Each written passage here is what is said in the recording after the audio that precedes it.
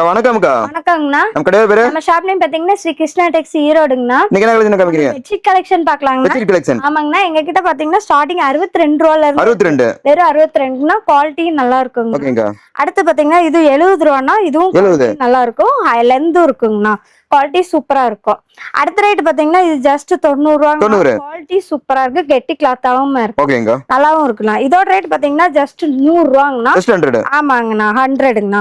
இதோட ரேட் பாத்தீங்கன்னா just 120. 120. Quality சூப்பரா இருக்குங்கண்ணா. ஓகேங்கா. இதோட ரேட் பாத்தீங்கன்னா 145னா இது 145. ஆமா இதுவுமே குவாலிட்டி நல்லா இருக்குங்கண்ணா.